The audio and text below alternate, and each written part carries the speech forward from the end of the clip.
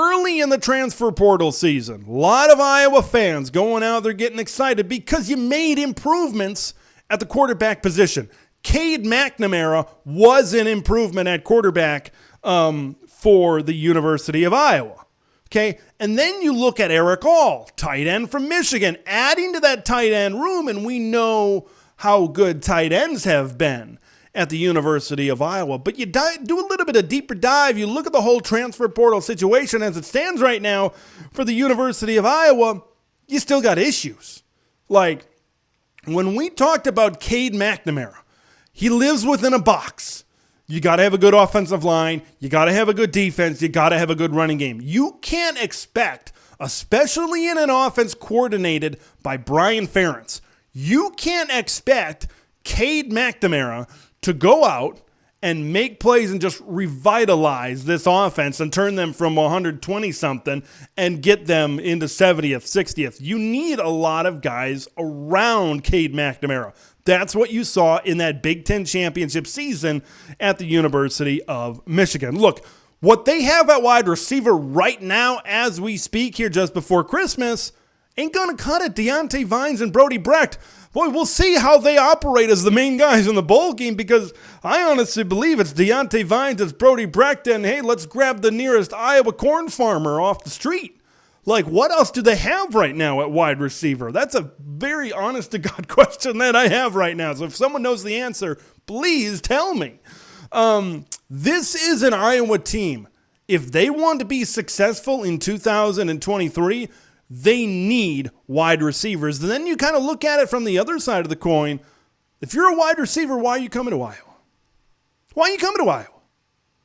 Like, look what happened with Charlie Jones. He left Iowa. He became one of the Big Ten's best wide receivers. Why are you coming into this offense? I think that's an honest-to-God question that needs to be asked. Are you coming for Cade McNamara? Is Cade McNamara a guy that's going to attract wide receivers, good wide receivers, to the University of Iowa? You look up and down their high school recruiting classes. They've recruited well on defense. They've recruited well on the offensive line. You look at their skill positions, that maybe outside of Caleb Johnson, he's been pretty good. Of course, I'll get to him here in just a minute, but their wide receivers maybe just not quite at that level. Then again, Iowa doesn't need a lot. They don't need 3 and 4 wide receivers across. They just need a couple more because, as I said, I don't think Deontay Vines and Brody Brecht, I don't think those are guys that are going to go out and make plays. We saw this season at the University of Iowa what happens when you have to split your main tight end out and he has to be your number one target from a 2-point stance. Okay, that's what happened with Sam Laporta this season. All right? Like, you look at the rest of this team for Iowa right now. Keegan Johnson entered the transfer portal. He's gone to Kansas State.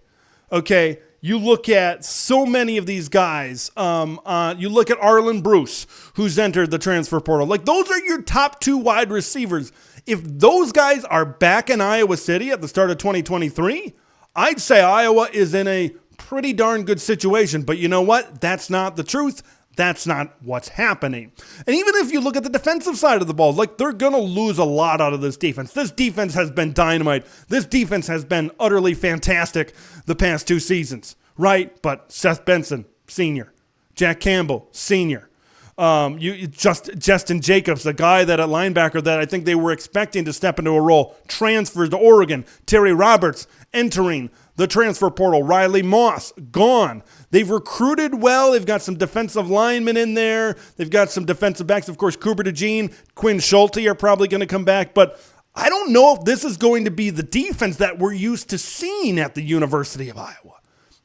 Like, you look up and down, and I know a lot of people are excited about the early start to the transfer portal for the University of Iowa.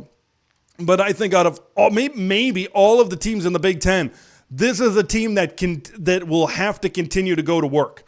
As it stands right now for the Iowa Hawkeyes, I don't mind what I see on offense because this is a team, I think Caleb Johnson is going to be a guy that's going to emerge as maybe a top running back in the Big Ten. He had a lot of really good games down the stretch, especially in the second half of the season when they weren't divvying up carries between Williams and Williams. They really focused in on Caleb Johnson as the season went along. I think that was key to the success of Caleb Johnson and the success of this offense. Look, the offensive line was young, needs to get better. If you can solidify that Caden Proctor commitment and he signs with you, maybe that offensive line is shored up. Maybe that offensive line is good. This is a team that runs the football first and then tries to hit play action, gets the tight ends involved.